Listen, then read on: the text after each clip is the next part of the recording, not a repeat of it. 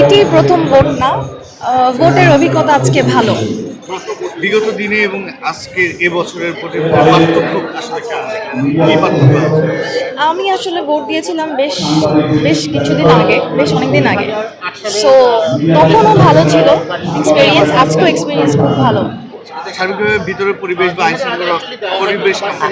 আইন শৃঙ্খলা ভালো, ডিসিপ্লিন আছে ভিতরে, মানে ডিসেন্ট ক্রাউড আছে, বাট সবাই মোটামুটি ডিসিপ্লিন মেনেই ভোট দিচ্ছে। প্রিজাইডিং অফিসার যারা রয়েছেন বা যারা সবাই বেশ হেল্পফুল এবং স্মুথলি সবাই ভোট দিচ্ছে।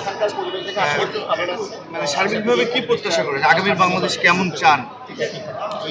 অবশ্যই সুন্দর বাংলাদেশ চাই। এখন দেশের যে অবস্থা, নেক্সট যে কর্ণধার হবেন উনি দেশের প্রপারলি সার্বিক উন্নয়নে, আমাদের জন্য ডেফিনেটলি জনগণের জন্য এবং দেশের সার্বিক উন্নয়নে কাজ করবে। যাকে ভোট দিয়েছেন সে আসলে জনগণের স্বার্থে কাজ করবে কিনা বা দেশের সার্বিক উন্নয়নে ভূমিকা রাখতে পারবে কিনা?